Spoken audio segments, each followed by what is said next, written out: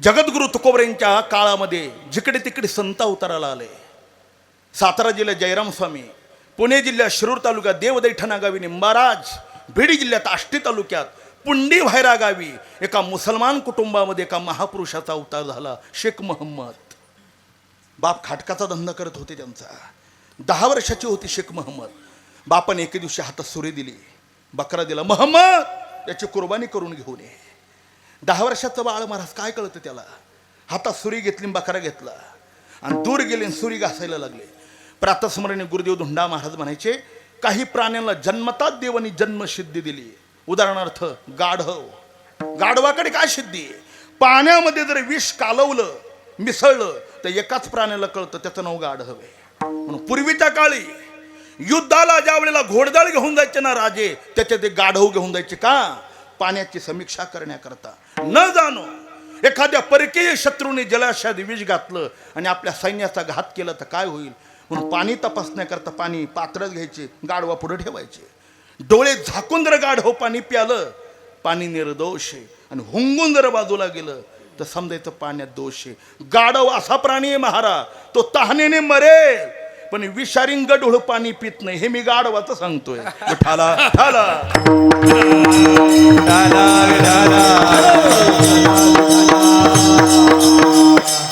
ज्ञानोबराय दृष्टांत देतात. चाचोचिनी सांडशे राजा हंस नावाचा पक्षी. 1 लिटर दुधामध्ये किती पाणी मिसळ? भीमसिंग महाराज म्हणायचे, आधा दूध आधा पाणी ज्यादा डाले तो भी अमाने. दूध मिश्रित पाणी राजहंसा पुढे ठेवा, त्याच्या चोचीला संवर्धन आहे, ते फक्त दुधात प्राशन करतं. अरे UPSC MPSC परीक्षा देऊन SP PSI होणारे जे पोलीस अधिकारी आहेत ना, त्याला जी चोरी सापडत नाही तो कुत्रा सापडून देत होता का? देवाने दिलेलं त्याचं घाणेंद्रिय महाराज. कुत्र्याने जर एकदा वाज घेतला ना वस्तूचा, तो मरेल पण वस्तू सापडून देईल एवढी ताकद देवानी त्याच्याकडे दिलेली आहे. विठाला ठाला.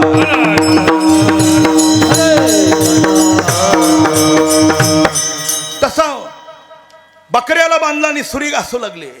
बकऱ्याच्या अंगावरचे रोमांच अशी ताळी झाली, ती केस, डोळ्यात पाणी आलं आणि असा ओरडला बकरा. साधू हृदय होतं महाराज शेख मोहम्मदांचं. अरे रे रे रे, आतापर्यंत बकरा ओरडला नाही. ज्या अर्थ मी सुरी घासायला लागलो त्या अर्थ याच्या लक्षात आलं मी याला कापणार आहे. कापल्यानंतर काय होतं बघावं म्हणून घासलेली सुरी आपल्या डाव्या करंगळी उठवली, दाबल्याबरोबरच करंगळी उतरले. रक्ताचा पाठ चालू झाला, वेदना होऊ लागल्या. मनात वाईट वाटलं, अरे एवढीशी करंगळी माझ्या हाताने मी कापून घेतली तर मला एवढ्या वेदना होतात. ज्याच्या मानेवर सुरी चालवायची त्याला किती त्रास होत असेल. एवढं जरी अक्कल आली ना तरी महाराष्ट्रातल्या संतांचा अवतार सफल झाला म्हणून समजा. विठाला ठाला.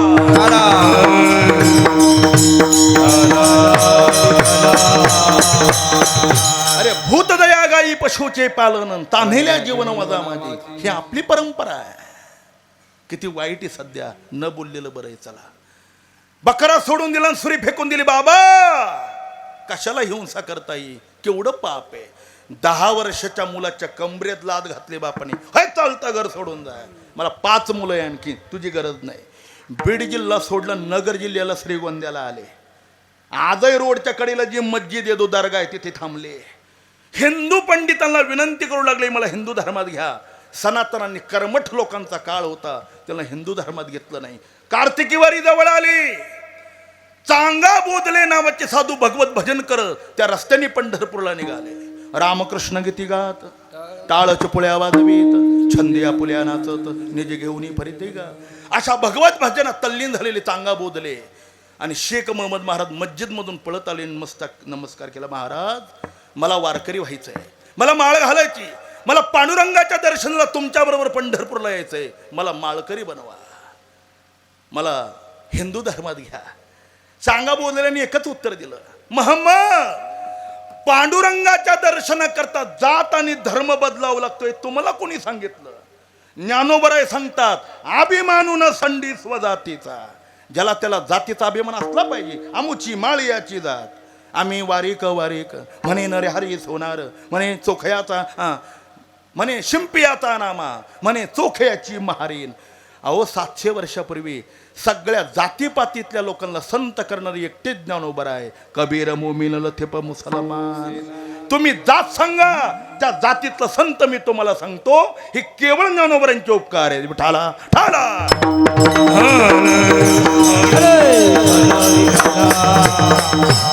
एका ताटात जेवणारी लोक महाराज ह्या पुढाऱ्यांनी स्वार्थ करता तोडून टाकली. जातीत भांडणं लावली या लोकांनी. आणि 700 वर्षापूर्वी ज्ञानोबरांनी सगळ्या जातीला संत बनवलं आणि एका ताटात मिळविली इमानदेव वैष्णवांची. एवढी मोठी वारकरी संप्रदायाने क्रांती केली राजा हो. का आजही आम्ही जोग महाराज वारकरी शिक्षण संस्थेतले विद्यार्थी 4 वर्ष एका ताटात जेवतो तरी आम्हाला एकमेकाची जात माहीत नाही.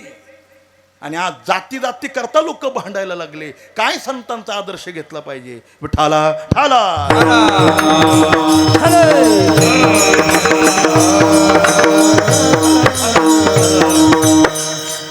चांगा बोधलेला सांगितलं तुम्ही जात धर्म बदलू नका. आपल्या गळ्यातली पवित्र तुळशीची माळ शेख मोहम्मद महाराजांच्या गळ्यात घातली.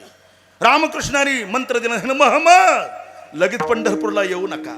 महाराष्ट्राला दाखवून द्या मस्जिद मध्येच बसून रामकृष्णारी भजन केल्यानंतर काय फायदा होतो हे महाराष्ट्राला दाखवून द्या. लगेच पंढरपूरला यायची गरज नाही. पांडुरंग परमात्मा मस्जिद मध्ये येऊन तुम्हाला दर्शन देईल. ही माझी वाणी आणि वचन आहे. साधूच्या वचनावर विश्वास ठेवला महाराज. त्याचा परिणाम त्या श्रीगोंद्याच्या मस्जिद मध्ये 6 महिने रामकृष्ण हरी या मंत्राचं अनुष्ठान केलं, भजन केलं. इतिहास सांगितला जातो 6 महिन्यात भगवान श्री पांडुरंगाने श्रीगोंद्याच्या मस्जिद मध्ये येऊन शेख मोहम्मद महाराजांना आपल्या विटेवर त्यांनी कटेवर हात असलेलं स्वरूप दाखवलं आणि कृतार्थ केलं. आजही जगाच्या इतिहासामध्ये श्रीगोंद्याची मस्जिद अशी महाराज का जिथे भगवान पांडुरंग परमात्मा कंबरेवर हात देऊन स्वयंभू रूपाने उभा आहे. ही वारकरी संप्रदायाच्या भगवत भजनाची ताकद आहे. विठाला ठाला.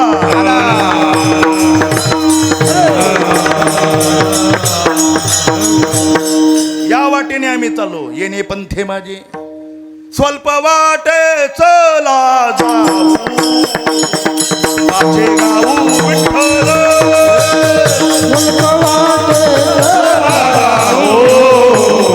माझे गाऊ विठ्ठल.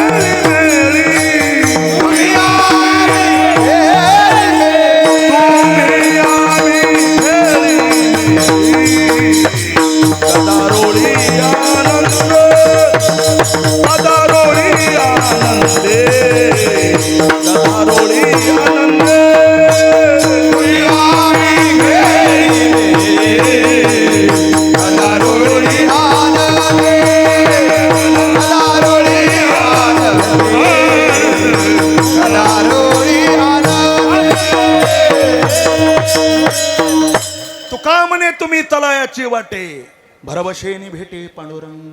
कोणती वाट आहे ही वाट गोमटी वैकुंठाशी जाता. रामकृष्ण कथा दिंडी ध्वजा या वाटेने आम्ही चालून फायदा काय झाला. दर्शन झाले संतापाय. दर्शन झाले